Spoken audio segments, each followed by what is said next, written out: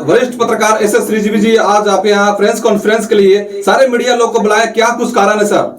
देखिए, सबसे पहले सभी दर्शकों को हम आभार प्रकट करेंगे। आज बुलाने का प्रेस कॉन्फ्रेंस सबसे मेन मकसद ये है कि मेरे ऊपर लगातार कई तरह के आरोप लगते रहे हैं और आज ये पहला मुद्दा नहीं है जो वीडियो बनाया गया है। इससे पहले भी कई तरह के आरोप लगे हैं, जिसमें अगर आप कहें तो जमीनी विवाद, पैसा लेन देन और पशु तस्करी या वन विभाग से जंगल कटाई का आरोप लगा है, बैल चोरी, धान चोरी, इसके अलावा पैसा उगाही के नाम पर मानहानि, कई तरह के अलग अलग आरोप लगे हैं कि लोगों को ब्लैकमेल करके पैसा लेना।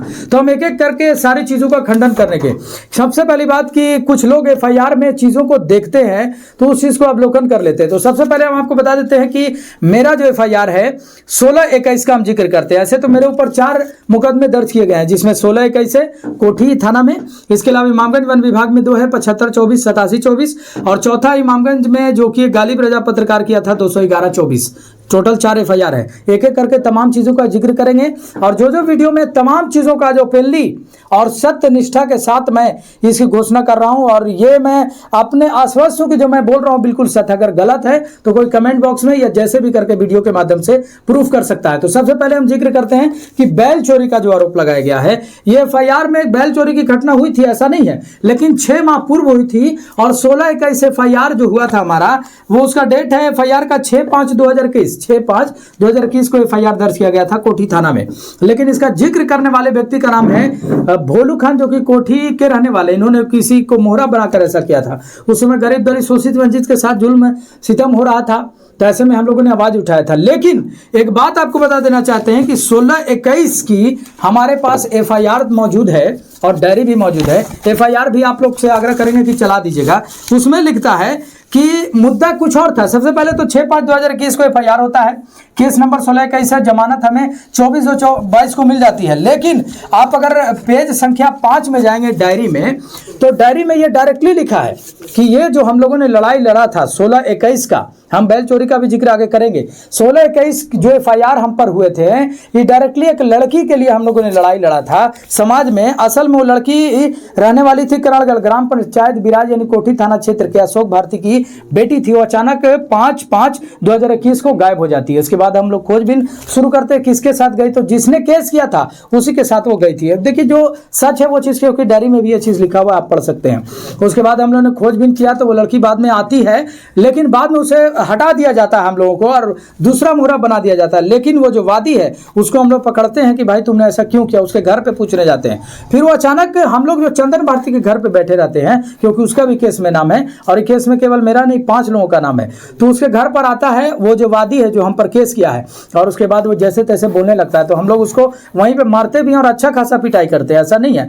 लेकिन अपहरण की बात की जाए तो इसमें आप देखिए डायरी में डायरेक्ट लिखता है कि अपहरण की कोई संभावना नहीं है, क्योंकि वादी आता है खुद हम लोग के घर के पास यानी चंदन भारती के घर पर, अपने से लड़ाई भी करता है, पिटा के जाता भी है और तुरंत जाकर के एफआईआर भी दर्ज कर देता है। तो अपहरण इसके में हुआ कहाँ? तो हालांकि अपहरण का भी डायरी में जिक्र जो SI sub inspector Gangesh Kumar है वो हटा देते हैं कि ये निरस्त है, यानी कि 365 लागू नहीं होता है, लेकिन SC/ST लागू होता है। अब SC/ST की भी बात कही जाए तो 16-21 में सबसे बड़ा बात है कि 5 लोग इसमें वादी रहते हैं, प्रतिवादी रहते हैं, जिसमें पहला मैं, उसके बाद एक मेरा मित्र कृष्ण यादव, मेरा मित्र चंदन कुमार, श्रवण कुमार और कनरगल का ही रहने वाला छोटू कुमार, तमाम लोग रहते हैं। अब बैल चोरी की जहां तक जिक्र की बात है तो हुआ क्या था एक बार कि हमारा जो कृष्ण कुमार यादव है कनरगल के रहने वाला, किसी जगह से उन्होंने बैल लाया था। अब खरीद के लाया था, ये चोरी का था, ये मैं इसकी पुष्टि नहीं कर सकता हूं क्योंकि ये मामला न्यायालय में चल रहा है। लेकिन मित्र होने के नाते मैं सहयोग करने के लिए गया था, क्योंकि मुझे सूचना मिली कि मोहल्लिया के कुछ व्यक्ति आए हुए हैं। ये सारे लोग सुन रहे होंगे, मोहल्लिया छकरबंदा के व्यक्ति जान रहे होंगे, वो लोग आते हैं और कृष्ण को पकड़ लेते हैं और मारपीट करने की योजना बनाते हैं। मैं यहाँ से वार्निंग भी देता हूँ, कुछ शब्द भी यहाँ से बोला जाता है।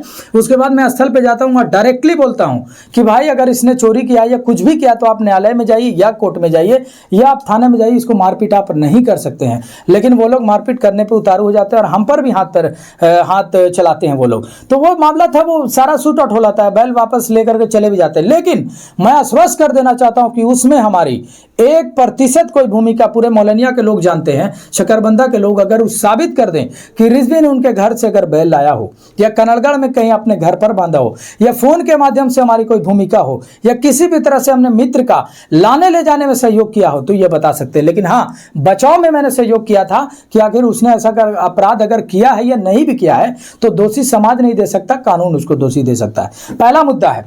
दूसरा, हम पर वन विभाग का जो एफआईआर किया गया उसके लिए हमारे पास पूरी तरह से क्लीन चिट एफआईआर हमें वन प्रमंडल पदाधिकारी ने दे दिया है, जो आप देख सकते हैं। दो एफआईआर हुए थे, पहला 87-24 और दूसरा जो हमारा एफआईआर हुआ था आप जानते हैं कि 75-24, दोनों में क्लीन चिट वन प्रमंडल पदाधिकारी ने दे दिया है कि रिजवी का नाम गलत ढंग से अंकित किया गया। दोनों में नाम रिजवी जी, आपसे बातचीत करना चाहेंगे। आप वन प्रेमी है, वन को संरक्षण को लेकर आप जागरूकता चलाते रहते हैं, फिर भी आपको वन कटाई को लेकर लकड़ी तस्करी के रूप में आप पे एफआईआर किया गया, ऐसा क्यों? हाँ, इसके पीछे मूल कारण है कि हमारे पिताजी इस धंधे से जुड़े हुए हैं। तकरीबन हमारे पिताजी जो हैं आज से नहीं कई वर्षों से धंधा कर रहे हैं लकड़ी का, लेकिन अवैध लकड़ी जंगल से वो नहीं कटवाते बल्कि रेती से किसी का लेते हैं। कोई अगर जंगल से कटवाने का प्रमाण देता है तो आप साबित कर सकते हैं, लेकिन किसी की रेती जमीन से लेन देन करते हैं। पटरा, सेटरिंग और फर्नीचर का कोई भी सामान अगर आप उपलब्ध या बनवाना चाहें तो निश्चित तौर पर हमारे पिताजी बनाते हैं। लेकिन इसी के आलोक में हुआ क्या था कि आरा मशीन का एक मामला आया था जिसमें कई लोग थे, नाम नहीं लेना चाहेंगे क्योंकि सार्वजनिक उस पर किसी का नाम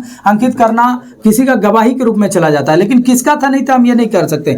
लेकिन वहां कभी कभी हमारे पिताजी जाते थे और लकड़ी अगर वो खरीदते थे रहती जमीन से तो वहां चिरवा करके लाते थे। लेकिन इसी के आलोक में वन विभाग ने किया क्या कि हम उससे पहले उस तमाम चीजों को वायरल कर दिया। कुलदीप चौहान थे और जितने आरा मशीन अवैध चल रहे थे, आज भी चल रहे हैं वन विभाग के अंतर्गत में इमामगंज में, तमाम चीजों को मैंने वायरल कर दिया। इसी के आलोक में गुस्से में आकर के वन विभाग के अधिकारी ने, क्योंकि टीम वहां पहुंचने से पहले ही हमने सारी चीजों को वायरल कर दिया था और मात्र 1-2 ही लोग पर रेड हुआ, तमाम लोगों को छोड़ दिया गया, इसीलिए हम पर किया गया था। लेकिन अगर हम आज दोषी होते तो हमें जरूर गिरफ्तारी होती। आज हमें क्लीन चिट मिल गया और वन विभाग के प्रमंडल पदाधिकारी माननीय शशिकांत सर जो गया के उन्होंने क्लीन चिट दिया। आप देख सकते हैं कि डायरेक्टली इसमें लिखा है कि वादी जो दोनों पक्षों अभिलेखों के अवलोकन एवं वन क्षेत्रों के पदाधिकारी मामले के जांच प्रतिवेदन के पश्चात निष्कर्ष पर पहुंचो कि विपक्षी संख्या शबनम सुल्तान रिजवी को इस केस से गलत ढंग से नाम हुआ है। देखिए इसमें ज्ञापन संख्या 1182 है 25/2/2025 को और दूसरा ज्ञापन संख्या 1183। आप डायरेक्टली देख सकते हैं, इसको आप चला सकते हैं उसके में।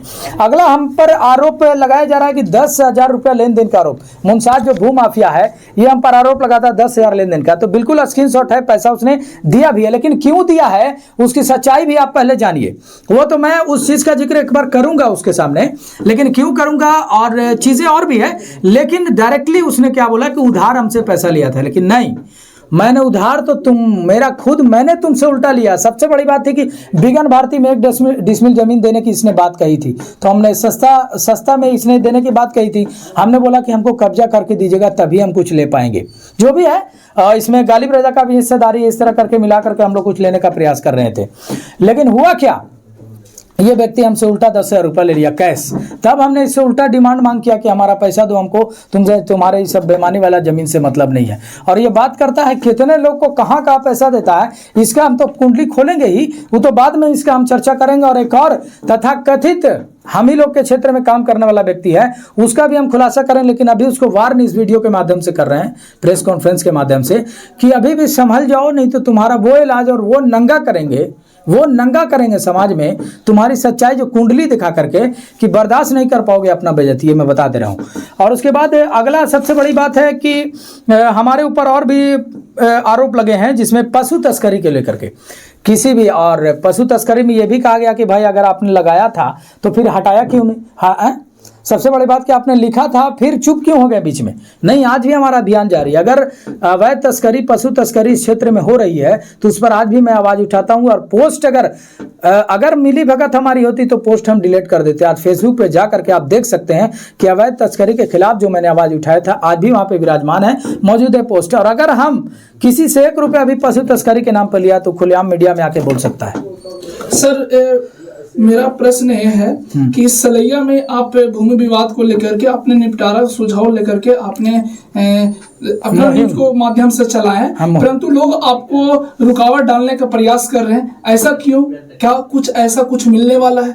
इसमें क्या कहना चाहेंगे? रुकावट देखिए इसलिए डाल रहे हैं कि वहां पर आज सलैया भूमि विवाद इतना बड़ा मामला हो गया कि इमामगंज विधानसभा क्षेत्र की नहीं, गया जिला की बात की जाए तो सबसे टॉप लेवल की वहां की जमीन है जिसकी कीमत हाई लेवल पे बढ़ गई है।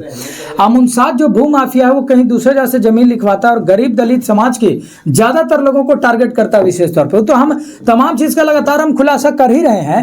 वो करता क्या है कि सारे जमीन को लिखवा लेगा और लालच दे देगा कि ठीक है तुम जो जहां जितना में रह रहे हो उतना में रहो और आसपास की जमीन हमको दे दो। तो खुलासा हम करेंगे ही, इसका कितना अरबों करोड़ों का जो धंधा अवैध जो चला रहा है इस तमाम चीज खुलासा हम करेंगे। और पदाधिकारियों से भी हम ये आग्रह करेंगे कि ऐसे भूमाफियों पर जांच बैठाई जाए और जांच किया जाए कि इसके पास आय से अधिक संपत्ति कहां है, कितनी संपत्ति है इसके पास। भूमाफिया आखिर है तो दर्जनों विवाद इसी से जुड़े क्यों हैं। सर आप दलित वंचितों की आवाज उठाते चलते हैं, सभी जगह आप अपनी आवाज को बुलंद करते हैं, सभी लोग को न्याय दिलाते हैं, फिर भी ऐसे असामाजिक तत्व के लोग कौन है जो आपके इस तरह के व्यवहार कर रहा है? देखिए सबसे बड़ी बात है कि आदमी अगर कुछ काम कर रहा है तो गलत सही उसके जीवन में होगी।